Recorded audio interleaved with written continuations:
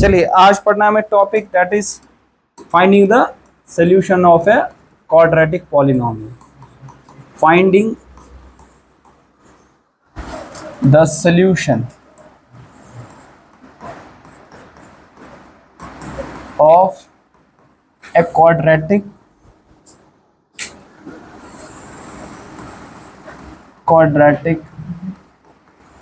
Polynomial.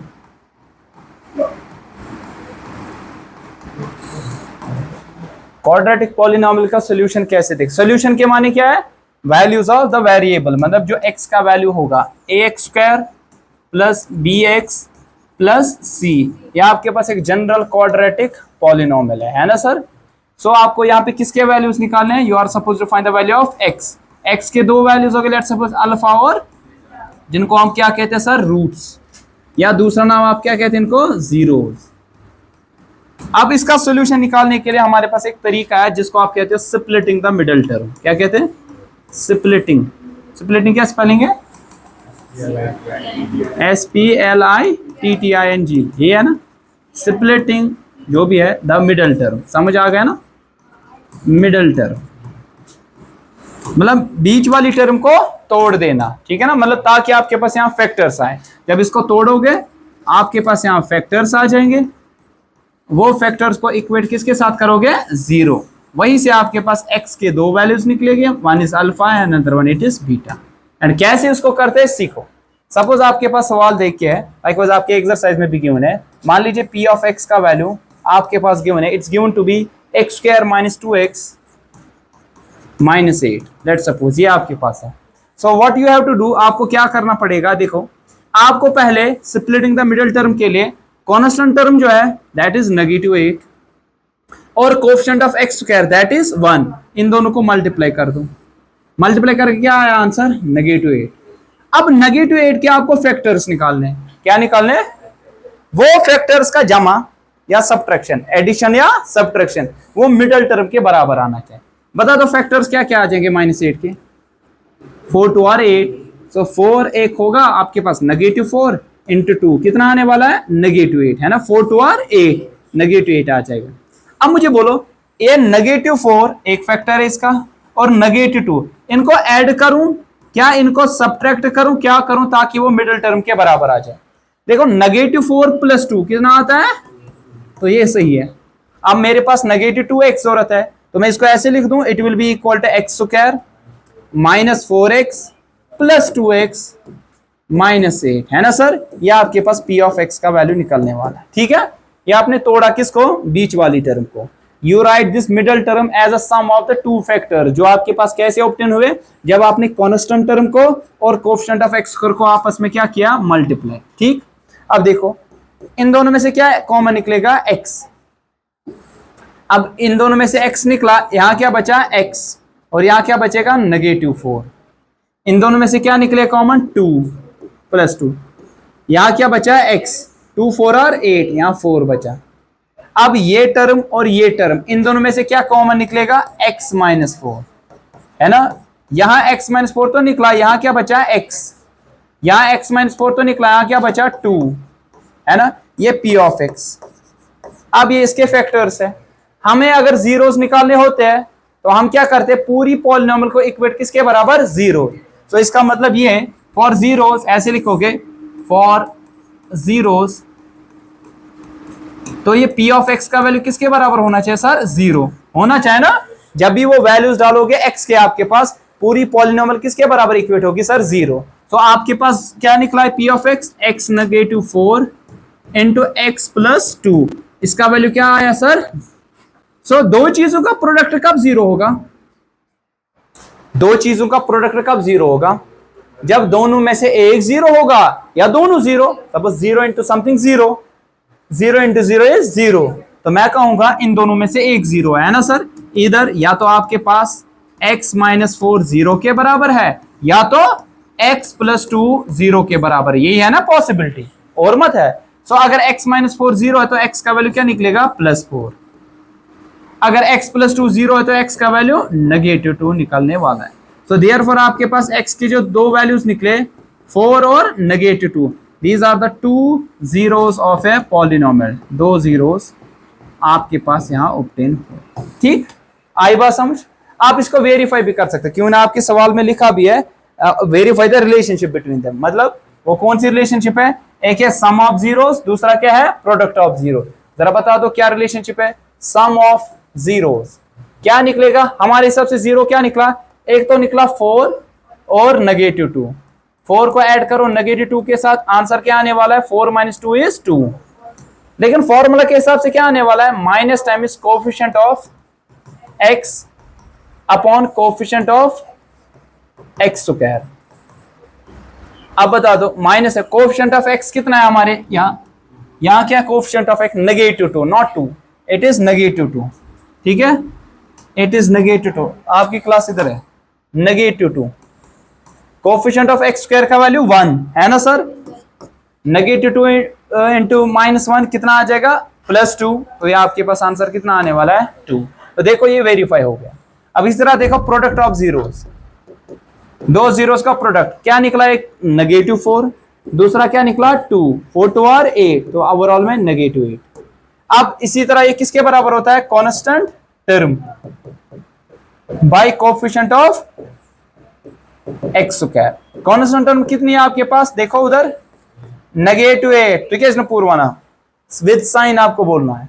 ये -8 है और ये यहाँ -4 था, ठीक है ना? तो -8 कोफिशिएंट ऑफ x स्क्वायर 1, तो ये आ जाएगा -8 upon 1। What is that value? -8।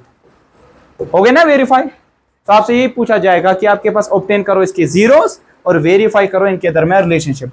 क्या सम ऑफ जीरोस, क्या प्रोडक्ट ऑफ जीरोस, दोनों सेम निकलते हैं? आपने जो जीरोस निकाले और जो फॉर्मूला के हिसाब से आ जाएगा, ये सही आना चाहिए। ठीक है, आ जाएगा करना। ठीक है, सेकंड वाला तो आ जाएगा। सेकंड वाला क्या गिवन है? देखो वो आपके पास गिवन है P ऑफ U, क्योंकि वहां वेरिएबल क्या है सर? U। ये गिवन है something 4u square minus 4s plus 1। 4u square minus 4s plus 1। जरा बता दो फटाफट क्या आ जाएगा आपके पास? करोगे किसको मल्टीप्लाई? पहले 1 और 4 को। क्या आने वाला है? 4। 4 के फैक्टर्स निकालो, 2 2 और -2 इंटू -2 भी होता ना 4। तो क्या लिख सकते हैं इसको? P ऑफ U का वैल्यू आप लिख सकते हैं 4u square -2s -2 sorry s नहीं है यहाँ पे, u है, -2u प्लस 1। आधे बचे आप में से मैंने क्या लिखा उधर? s है कि u है? अच्छा, मैं से गड़बड़ देता हूँ। सो यहाँ पे 4s है, s है कि u है? 4s square. तो यहाँ पे आ जाएगा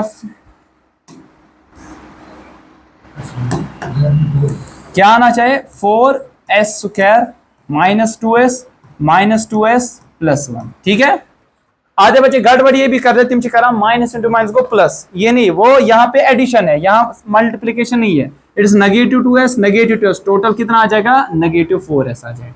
अब इन दोनों में से क्या कॉमन निकलेगा? एक तो 2 है ना सर, और निकलेगा s। क्या बचा? 2 2 और 4 और एक s। यहाँ पूरा निकला कॉमन तो 1 बचेगा। अब इन दोनों में से अगर मैं नेगेटिव कॉमन निकालूं क्या बचेगा? +2s -1। जब नेगेटिव कॉमन निकालते हैं, जो प्लस था वो क्या बनेगा? माइनस, जो माइनस था वो क्या बनेगा? प्लस। नेगेटिव कॉमन निकाला, ये -2s था, ये बनेगा +2s। नेगेटिव कॉमन निकाला, यहाँ +1 था, यहाँ क्या बनेगा? -1। अब देखो यहाँ 2s -1, यहाँ 2s -1, इन दो टर्म्स में क्या कॉमन निकलेगा? 2s। शाबाश। अब यहाँ क्या बचेगा? 2s और यहाँ -1 बचेगा, है ना सर? अब दो चीजों का प्रोडक्ट कब 0 होगा? जब दोनों में से एक 0 होगा। 2s -1 0 होगा, या तो 2s -1 0 होगा। तो s का वैल्यू क्या आएगा? 1/2, और यहाँ पे भी s का वैल्यू क्या आएगा? 1/2। तो यहाँ दोनों जीरोस क्या निकले? इक्वल। वेरीफाई आप खुद कर सकते हो, आएगा ना?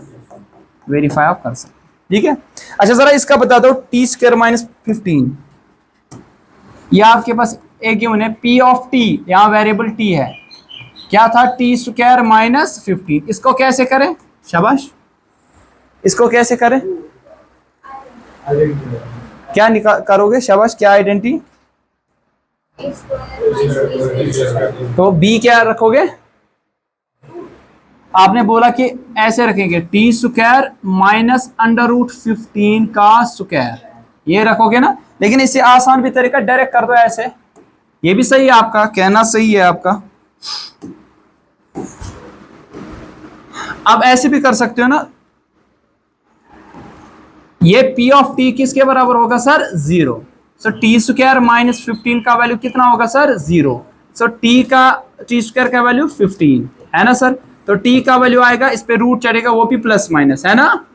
क्यों प्लस माइनस, क्योंकि आपको पता है नेगेटिव का स्क्वायर भी पॉजिटिव, पॉजिटिव का स्क्वायर भी positive, negative 2 square is +4, plus 2 square is +4। तो आपके पास हमेशा दो वैल्यूज होंगे जब भी स्क्वायर रूट निकालना होगा, ठीक है। तो आपके पास टी का वैल्यू क्या निकला, एक प्लस रूट 15, दूसरा माइनस रूट, ये दो जीरोस आपके पास निकले यहाँ, ठीक है। फिर वेरीफाई आएगा करना, आएगा ना, वेरीफाई तो आपको आ जाएगा, ठीक। मुझे में कंफ्यूजन। फिर आपका दूसरा सवाल है, आपके पास जीरोस, प्रोडक्ट ऑफ जीरोस और सम ऑफ जीरोस गिवन है, you are suppose to find the quadratic polynomial, ठीक है ना। देखिए जनरल क्वाड्रेटिक पॉलिनोमियल क्या है sir, ax square plus bx plus c, ठीक है। सो हम लिखेंगे general quadratic polynomial p of x, ये है बराबर ax square plus b of x plus c के बराबर, ठीक है। आपसे बोला गया इसके दो जीरोस हो गए ना सर, क्या होगा, अल्फा और, शाबाश, ध्यान रखो। अब मैं क्या कर दूंगा, अल्फा और बीटा, अगर यहाँ पे ये दोनों इसको क्या करेंगे सर, सेटिस्फाई करेंगे ना, सेटिस्फाई आ समझ। अगर वो अल्फा की वैल्यू आत्मस्त रहा, बे बीटा की वैल्यू आत्मस्त रहा, आंसर क्या नियर में 0, सीधी सी बात है। और आपको ये भी मालूम है अल्फा प्लस बीटा का वैल्यू कितना आ जाएगा, -b/a, इधर है ना। Product of zeros alpha into beta, alpha into beta, constant term c, coefficient of x square a, इन दोनों को सॉल्व करेंगे, आपका आंसर निकल आ जाएगा, ठीक है। कैसे, अब जनरल याद रखो, जनरल अगर आपके पास सम ऑफ जीरोस गिवन है, अगर आपके पास सम ऑफ जीरोस गिवन है, अगर सम ऑफ जीरोस गिवन है वो है p, प्रोडक्ट ऑफ जीरोस वो है q, ठीक है।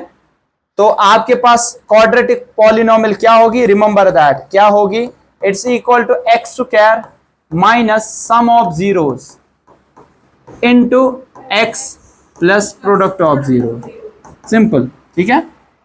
अब ये x स्क्वायर, मैंने सम ऑफ जीरो क्या रखा, p इंटू x, यहां पे आ जाएगा q के बराबर, ठीक है। सपोज यहाँ पे आपके पास गिवन है, सवाल क्या था, सवाल आपके पास गिवन है, दूसरा सवाल जिसमें गिवन है, पहला पार्ट है something sum of zeros given है, कितना है, शायद 1/4 गिवन है, 1/4 आपके पास सम ऑफ जीरो है, और प्रोडक्ट ऑफ जीरो आपके पास गिवन है -1, प्रोडक्ट ऑफ जीरो ये गिवन है -1।